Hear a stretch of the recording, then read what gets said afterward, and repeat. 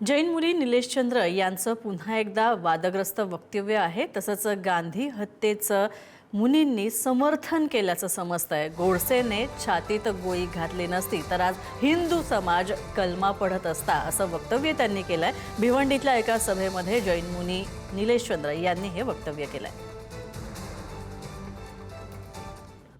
गांधी तेरा प्रेम सिर्फ चांद सितारों से था। गांधी तेरा प्रेम सिर्फ चांद सितारों में था, उसका फल हमने टुकड़ों में पाया। यदि गोडसे ने यदि छाती में गोली नहीं ठोकी होती तो पूरा हिंदू समाज आज कलमा पढ़ रहा होता। गांधी तेरा प्रेम सिर्फ चांद सितारों से था। गांधी तेरा प्रेम सिर्फ चांद सितारों में था, उसका फल हमने टुकड़ों में पाया। यदि गोडसे ने यदि छाती में गोली नहीं ठोकी होती तो पूरा हिंदू समाज आज कलमा पढ़ रहा होता।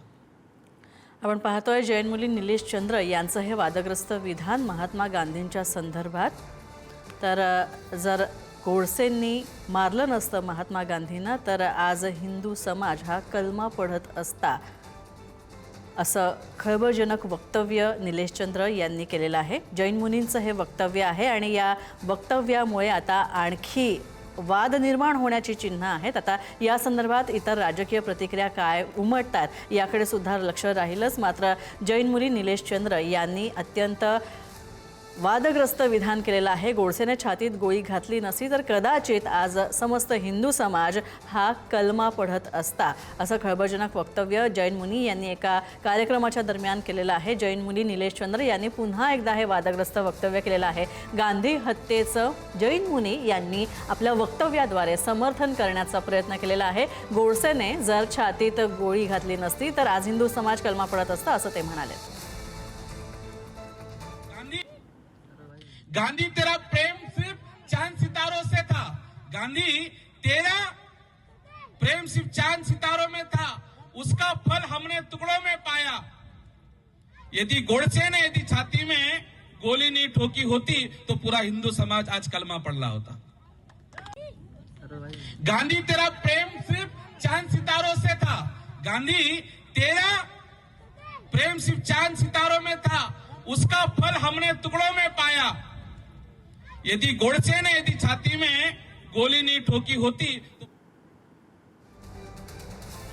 काँग्रेसचे प्रवक्ते सचिन सावंत यावेळी पुढारी न्यूजशी संवाद साधतात। सचिन सर, आपलं स्वागत पुढारी न्यूजमध्ये। जैन मुनींच्या या वक्तव्याकडे तुम्ही कसं पाहता? म्हणावी लागेल, पहिली गोष्ट जैन धर्मामध्ये जे अहिंसेचा उल्लेख केलेला आहे ती जर या माहिती नसेल तर काय मुलींना म्हणावं? आता हे सगळे याच्या मागे जी काही बोलण्यासाठी जे बोलविते धनी जे आहेत ते सत्तेमध्ये बसलेले आहेत, त्यामुळे अशा लोकांचं प्रेम फुटलेलं आहे। त्यांना म्हणजे स्वतःचा धर्म देखील माहीत नाही आणि मग ते स्वातंत्र्य माहीत असणं काय, मला असं वाटतं की ते दुरापास्तच आहे। त्यामुळे याच्या बौद्धिक दिवाळखोरीकडे दुर्लक्ष करणं योग्य आहे। नक्कीच, धन्यवाद या सगळ्या प्रतिक्रियेबद्दल सचिनजी। यानंतर राष्ट्रवादी काँग्रेसचे अमोल मिटकरी आमच्यासोबत आहेत। अमोल सर, स्वागत आपलं। सर, जैन मुनींच्या या वक्तव्याकडे आपण कसं पाहता? खरं तर जैन धर्म अहिंसेचं प्रतीक मानला जातो, अहिंसा परमधर्म असं सुद्धा म्हटलं जातं। मात्र जैन मुनींचं प्रत्यक्षातलं हे वक्तव्य याकडे कसं पाहता आपण? अलीकडच्या काळामध्ये बघा, तुम्ही छत्रपती ताराराणींसंदर्भात एका जैन मुनींनी केलेलं वक्तव्य असेल, त्याच्या अगोदर एक वक्तव्य झालं, आता हे एक वक्तव्य होते आहे। याचा अर्थ असा आहे की मी जो महावीर वाचलेत किंवा मी जे जैन धर्म अभ्यासला आहे तो अहिंसा परमो धर्म ही शिकवण जगाला देणारा महावीराचा धर्म आहे आणि कधीही हिंसेचं समर्थन न करणारा जैन धर्म आहे। परमपूज्य महात्मा गांधी, त्यांना राष्ट्रपिता आपण म्हणतो, त्या महात्मा गांधींचं आवडीचं भजन होतं पीड पडाई जाणे रे, नरसी मेहतांचं भजन, वैष्णव जन तो तेणे कहिये जे पीड पडाई जाणे रे। त्या साजेसा असलेला हा धर्म आणि त्यातले हे जे मुनी आहेत अशी बावळटपणानं बोलतायत, मला असं वाटतं यांच्या खाण्यात काहीतरी भेसळ झालेली आहे, यांची बुद्धी कुठंतरी खुंटीत झालेली आहे आणि अशा प्रकारे तुम्ही गांधी संपवता आला, पण गांधीच्या हत्येचं समर्थन करून जाहीर नथुरामाचं उदो उदो करणारी ही जी काही पिलावळ आहे ही का वळवळते आणि का बोलते? यांच्या ट्रॅपमध्ये आता लोकांनी फसू नये, कारण हा एक ट्रॅप आहे आणि मानसिक संतुलन ढासळलेले हे 2-4 जे मुली आहेत ना, मला असं वाटतं की हे असं महाराष्ट्र आता जातीय दंगल भडकवण्याच्या, ठीक आहे आतापर्यंत वेगळ्या लोकांकडून भडकल्या जाईल असं ऐकत होतो आम्ही, वेगवेगळ्या धर्माची लोक बोलत होती, पण आता जैन लोक जर असं बोलायला लागली तर मग आता काय कमाल झाली. आता ते काय सगळं समाज दोषी नाही आहे, पण हे मुठभर जे काही असे विकृत बाबा माणसं महाराज आहेत ना या लोकांसारखे, ज्यांनी गांधीजींच्या हत्येचं समर्थन केलं आणि एवढं बोललंय ती व्यक्ती की त्यांच्या